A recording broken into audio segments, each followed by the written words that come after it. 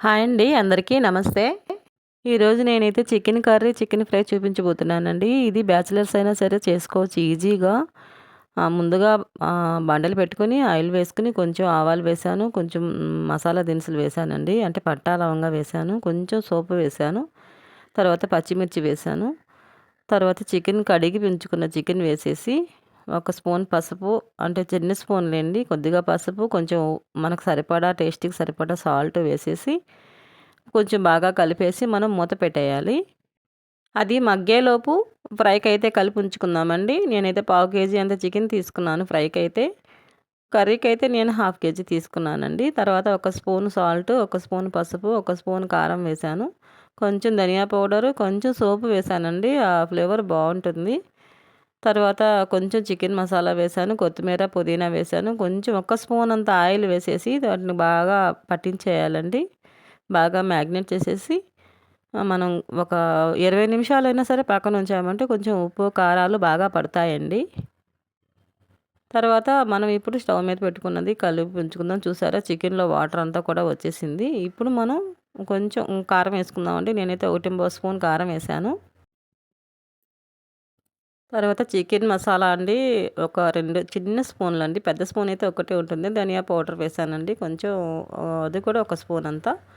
ఒక ఆనియన్, ఒక టమోటా తీసుకున్నానండి. సన్నగా ముక్కలు తరిగి వేసేసాను. మనం అలా వేసేసి కదపక్కర్లేదండి. అలానే మూత పెట్టేసేసి ఒక్క 10 నిమిషాలు మగ్గనిచ్చామంటే టమాటా మెత్తగా ఉడికిపోతుంది. మనం కలిపినప్పుడు బాగా గుజ్జుగా వచ్చేస్తుందండి. చూసారు కదా! మనం కలుపుతూ ఉండంగానే టమాటాలు బాగా నలిగిపోయాయి కదా! అలా వచ్చేస్తే చాలండి. మనకి ఇలా చికెన్ కర్రీ గాని చేసుకొని తింటే గ్యాస్ట్రిక్ ట్రబుల్ గానీ, కొంచెం అరగకుండా అలా ఉండడం కానీ ఏమీ ఉండదండి. ఇక లాస్ట్‌లో కొంచెం కొత్తిమీర, అందులోనే పుదీనా గూడా 4 ఆకులు వేశానండి.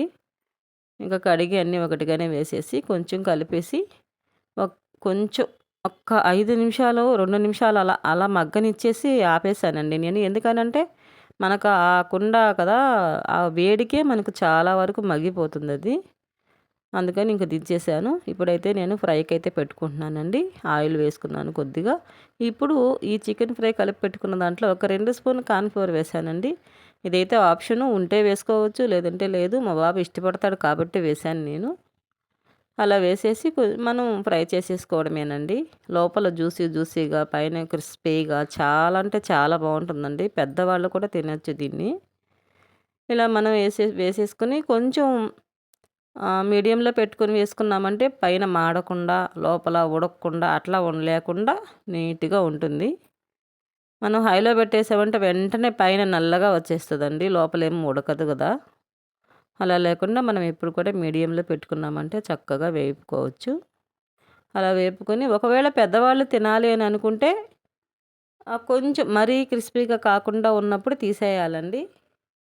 తరువాతే మనం మనం తినే పనైతే కొంచెం క్రిస్పీగా ఉండేలా చూసుకొని తీసుకోవచ్చు. నేనైతే అలానే చేస్తానండి. ఇలా ఫ్రై చేసేసుకుంటే అసలు హాస్టల్‌లో, పీజీల్లో ఉన్న పిల్లలు కూడా చక్కగా చేసుకొని తినొచ్చండి. రూముల్లో ఉన్న పిల్లలైతే. ఎప్పుడు బయట తిండి తినాలంటే కూడా కొంచెం కష్టమే కదండీ!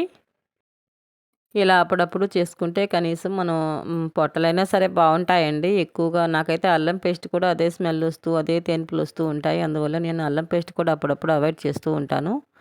ఇలాగే చేసుకుంటాం మేము. పప్పు అలా చేసుకొని నంచుకొని తిన్నా కూడా సూపర్‌గా ఉంటుంది. చికెన్ కర్రీ కూడా చపాతీలోకైతే ఎక్సలెంట్ అండి. చాలా బావుంటుంది. రైస్‌లోకి కానీ, చపాతీలోకి కానీ. చూసారా లోపలంతా మెత్తగా, పైన క్రిస్పీగా ఉంటుంది. మీకు కూడా ఈ వీడియో నచ్చితే మీరు కూడా ఇలా చేసి చూడండి. అస్సలు నిజంగా గ్యాస్ట్రిక్ ట్రబుల్ అనేది ఈ చికెన్ తిన్నా రాదండి. నేను చూసాను కాబట్టి చెప్తున్నాను నేను. ఓకేనండి. వీడియో నచ్చితే లైక్ చేయండి, సబ్స్క్రైబ్ చేయండి. మీకు తెలిసిన వారికి అవసరమైతే షేర్ చేయండి. ఓకే. బాయ్ అండి.